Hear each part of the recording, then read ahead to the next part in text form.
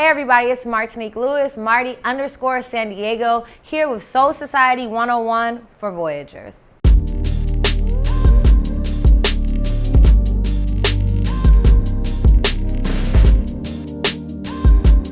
I was born in Oakland, California, and I live in Oakland, California. For a living, I am a diversity and travel consultant, a creative content lead for Nomadness Tribe, and I'm also a social media influencer manager for a company called Skyroam. So people think that I've just been doing travel for my whole life, but I actually have a fashion design background, and that's probably why I'm so creative, so I just kind of fuse the two. I fell in love with traveling at an early age, so a lot of people don't know, but there's an actual gene that you have that is passed through your parents, and I'm almost positive that I just got literally like hit with the travel bug. So my mom has been a traveler, so she made sure that we traveled forever. So ever since we can remember, we've been traveling. I think I fell in love with it when I was 11 or 12, and I went on a trip to Italy and Spain, and just seeing different cultures, eating different food, hearing all the different languages. It was like my first real exposure to something outside of America, and since then, it's just been going. The craziest thing that happened to me while traveling, I would say it would be Trinidad. It was like my first carnival. We got this house and we showed up and the house was a mess. So we like calling the lady like, bro, what's up?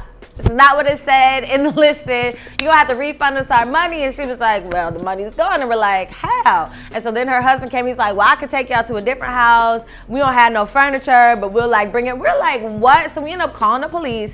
The police came. They escorted us through Trinidad, Port of Spain, to an actual hotel. But it was almost like we were celebrities because they have the sirens on. So everybody trying to figure out who we are. Like they thought we was like probably Michelle or some type of big soca artist going around the Savannah. But it was just us, and we were just going to the next hotel. But it was crazy because we had to spend money twice, and then like I had to stay in Trinidad and fight for our money back from this lady, and we ended up getting it back, but I had to like fight. I was like, I'm not catching my flight till we get our money back because we had to spend money twice. So that's probably the craziest thing that's ever happened.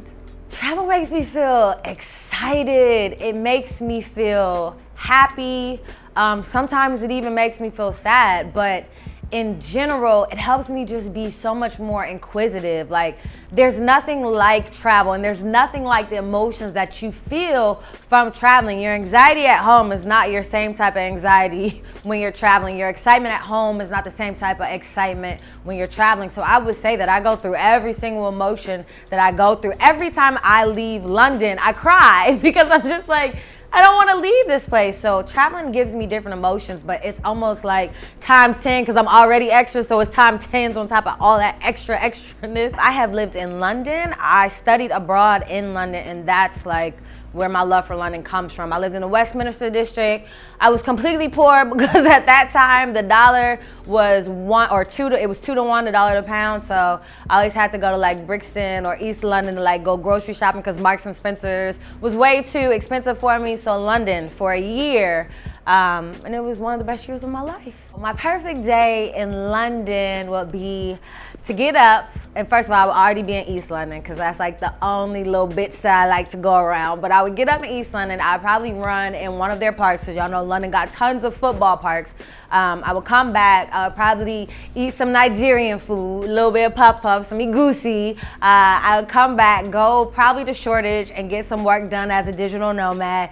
Go to some type of lounge or after-hour spots. Probably hit up Box Park, and then depending on what day of the week it is, I would go to like some after-hours thing. So some type of poetry night, some type of music night. But there's always something going on in London where you can meet up with tons of people everywhere. If I could travel with any celebrity, alive or dead, it would have to be somebody like Bessie, because I just would want to see what it would be like to like really experience some discrimination in your own home and travel to someplace like France where people love you so differently and don't even see you because of the color of your skin. And every time I learn about people from that period or who were like the travel pioneers before us, thinking about what they experienced right here in the place that they call home and the fact that they can go someplace else abroad and none of the same things happen, I would like to see what that's like, because I just know me and I know my mouth. So I just would like to see how she handled it, because I know they was all G's about it and they were able to put on a poker face and just be like, that's fine, I'm going over here.